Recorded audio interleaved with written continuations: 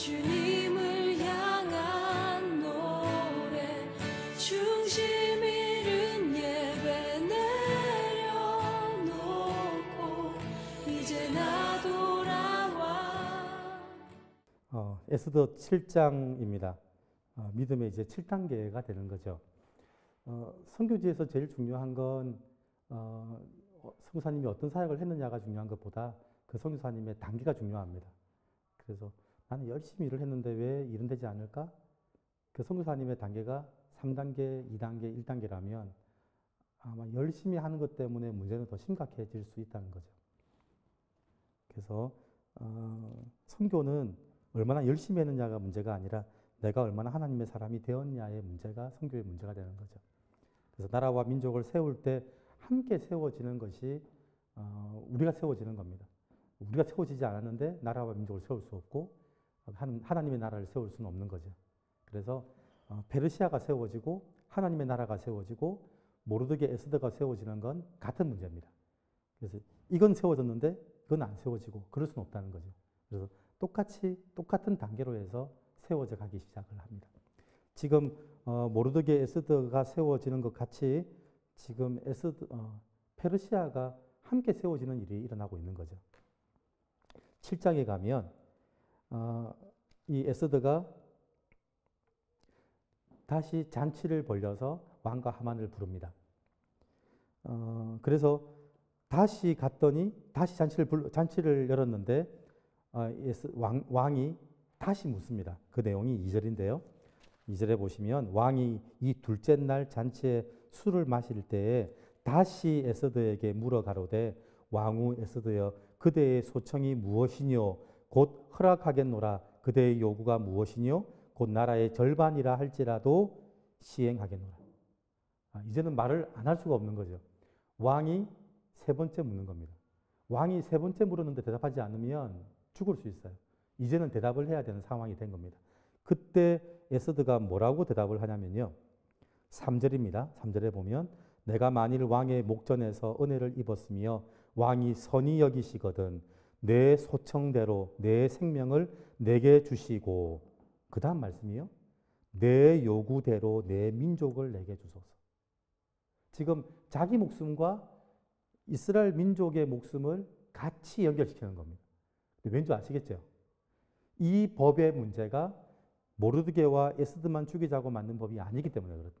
그래서 나도 살려주시고 그리고 내 요구대로 내 민족을 내게 주소서. 지금 나와 내 민족을 한 공동체로 보기 시작하는 겁니다. 이게 믿음의 7단계입니다. 믿음의 7단계를 가면 내 목숨과 나라와 민족의 목숨을 같이 보기 시작하는 겁니다. 근데 이걸 뭘 한 거냐면 죽음의 법을 알게 된 거예요. 죽음의 법은 나를 죽이자고 만든 법이 아니고 하나님의 사람을 다 죽이자고 만든 법이 죽음의 법이라는 걸 알기 시작을 한 거예요. 그렇게 됐을 때 나라와 민족을 위해서 기도하는 사람이 됩니다. 이건 내가 내 기도 제목이 커서 하는 제목이 아니라 영적인 사실을 정확히 알기 때문에 일어나는 일들이라는 거죠. 자, 그렇게 말을 하면서 정말 지혜로운 말을 하기 시작하는데요. 그게 4절입니다. 나와 내 민족이 팔려서 죽임과 도륙함과 진멸함을 당하게 되었나이다. 지금 이 얘기는 굉장히 지혜로운 말인데요. 이 말을 알아듣는 사람은 이 페르시아에 딱 두 사람이 있습니다. 나와 내 민족이 팔려서 지금 그 유대 민족을 서로 팔기로 약속한 사람이 두 사람이 있죠. 왕과 하만. 그런데 이 에스더가 정말 지혜롭게 말을 하는 겁니다. 나와 내 민족이 팔려서 죽임과 도륙함과 진멸함을 당하게 되었나이다. 지금 이 말을 들을 때 누구 가슴이 뜨끔할까요? 그죠? 하만이 뜨끔하고요. 하만만 뜨끔할까요? 왕도 뜨끔한 거죠. 얼마나 지혜로우냐면 당신 그럴 수 있어? 어떻게 나를 팔아먹지? 이렇게 말하지 않고요. 나와 내 민족이 팔려서 죽임과 도륙함과 진멸함을 당하게 되었나이다. 그리고 더 놀라운 얘기를 해요. 그 뒤에 만일 우리가 노비로 팔렸다면 내가 잠잠하였으리이다. 그래도 대적이 왕의 손해를 보충하지 못하였으리이다. 그 세금 보충하지 못합니다. 지금 왕이 왜 도장 찍었죠? 이 민족이 죽어도 하만이 그 세금을 다 채워준다는 것 때문에 도장 찍었는데 이 에스더가 하는 말이 그래도 그 세금 보충 안 될걸요? 지금 이 이야기를 드문드문했는데 이 이야기를 알아듣는 사람은 딱 두 사람이에요. 왕하고 하만이에요.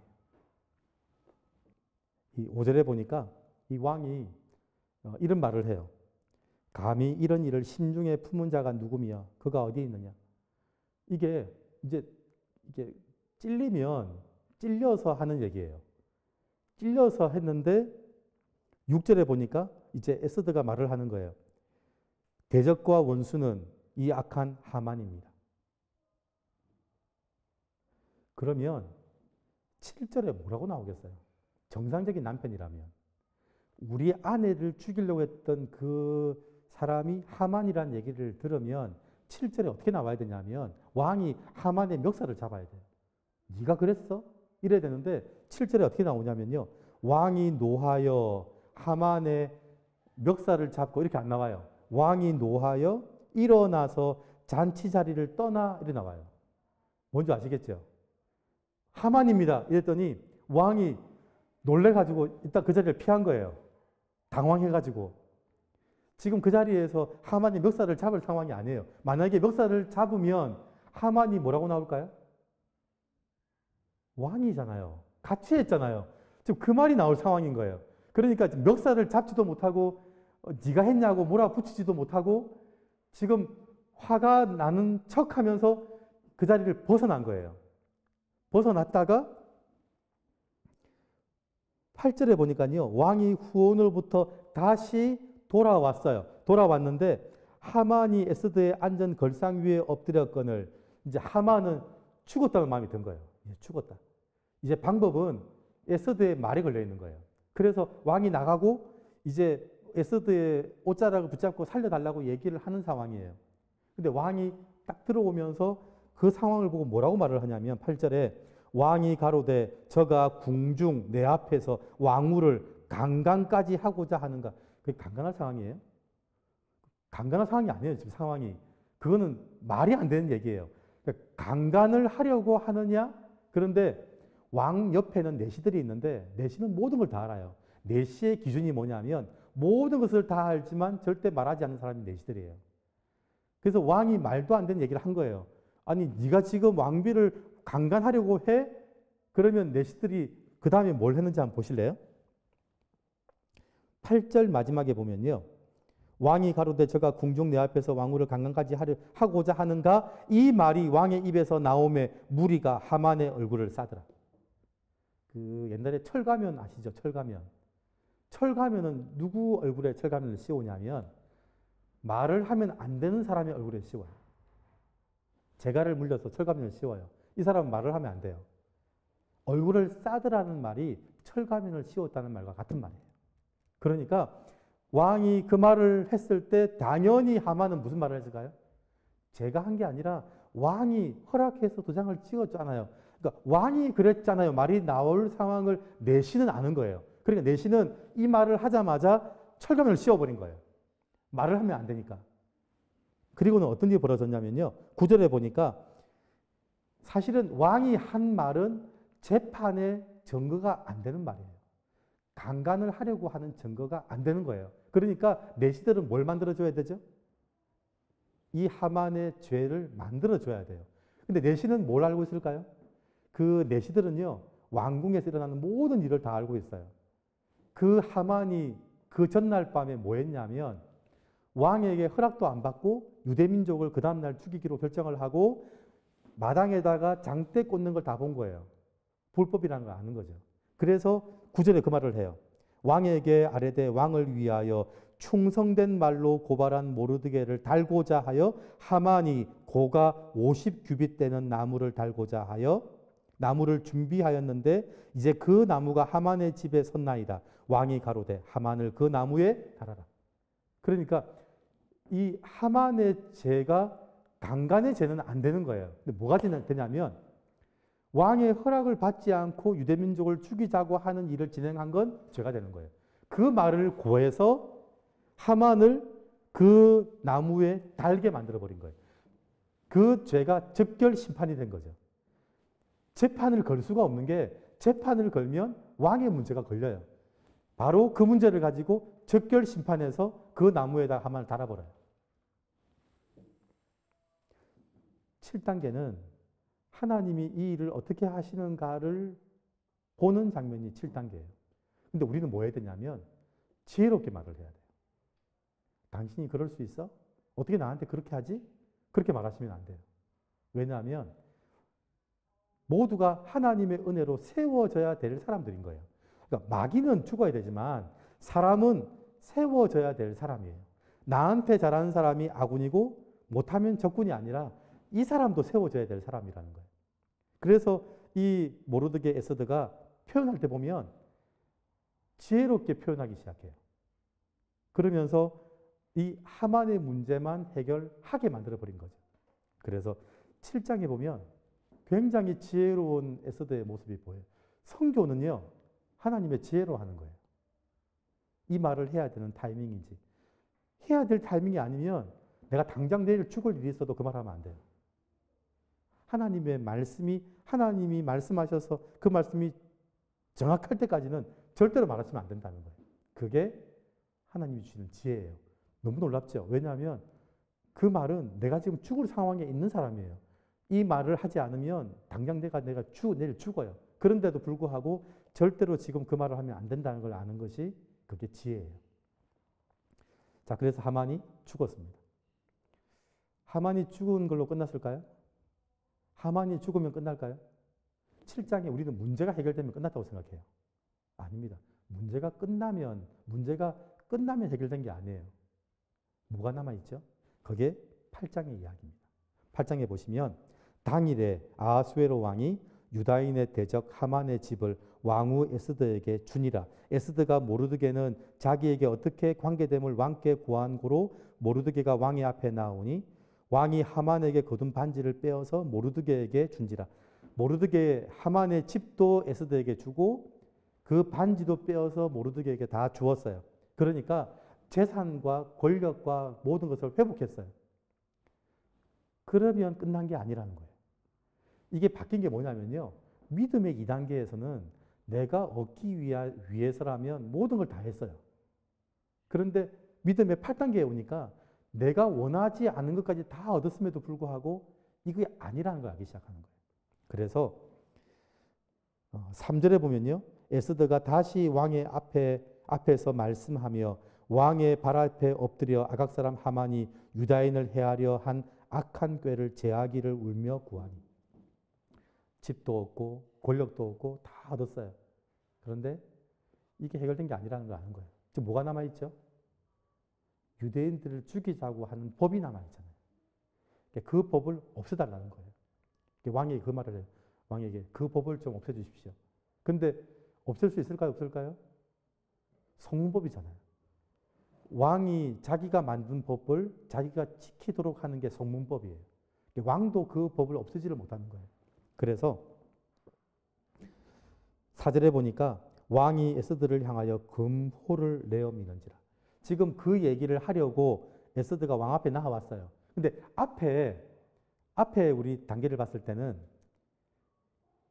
죽으면 죽으리다 하고 5장에 금호를 안 내밀었는데 나왔죠.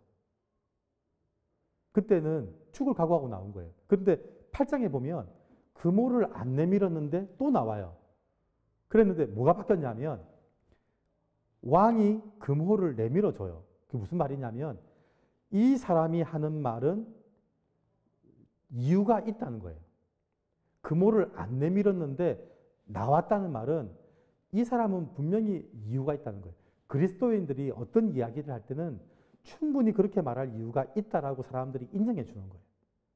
그런 절차를 거치지 않고 그리스도인이 말을 했는데 저게 법을 어겼네. 그러지 않고 그 법을 어기면서도 그렇게 말하는 건 충분히 그럴 만한 이유가 있는 거야 하고 세상 사람들이 그걸 인정해 주는 거예요. 그래서 금호를 내밀어 주는 거죠. 금호를 내밀어 오는 게 아니라 그리스도인이 오면 금호를 내밀어 주는 거예요. 충분히 당신이 하는 말에 대해서 인정한다는 거예요. 그래서 그 이야기를 했는데 조서를 없애지를 못하는 거예요. 그러면서 왕이 어떤 얘기를 하냐면 8절에 보니까 너희는 왕의 명의로 유다인에게 조서를 뜻대로 쓰고 왕의 반지로 인을 칠지어다. 왕의 이름을 쓰고 왕의 반지로 인친 조서는 누구든지 취소할 수 없다. 그러니까 너희들이 법을 하나 만들어라는 거예요.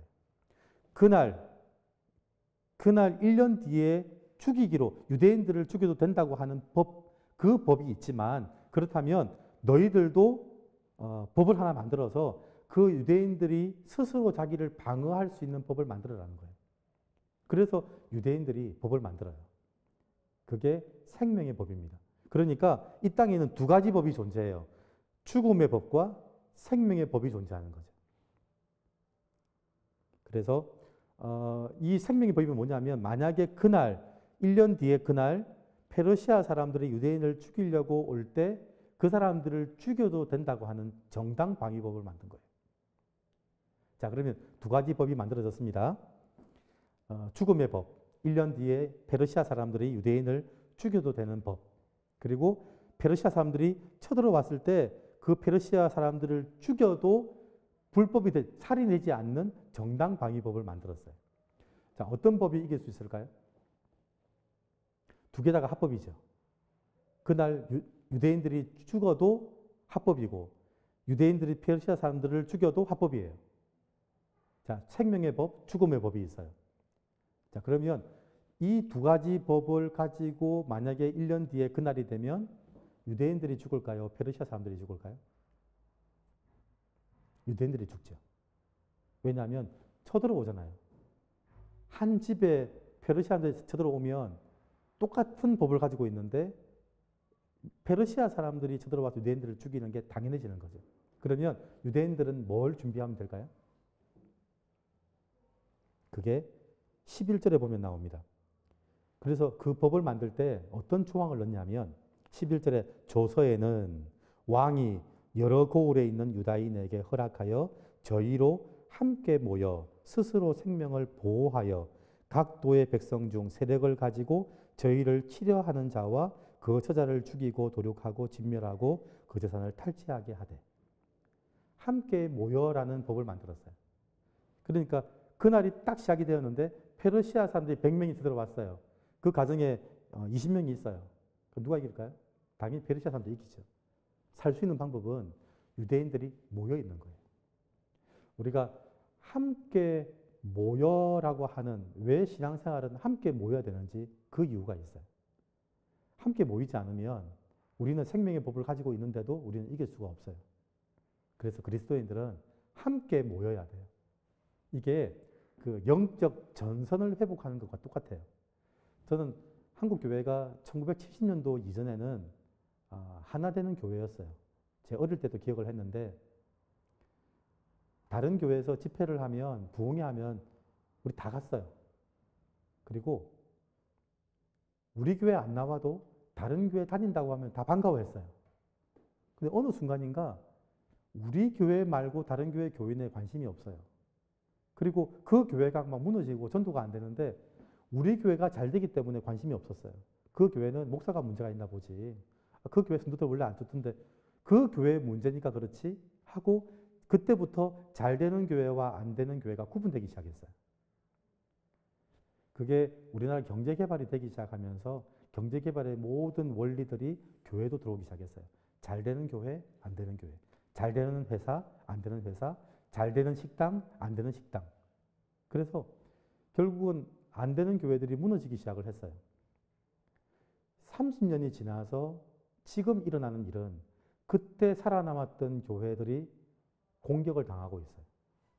그때 우리는 잘 되고 있어. 우리는 아무 문제 없어. 라고 했던 교회들이 포위당해서 공격당하고 있어요.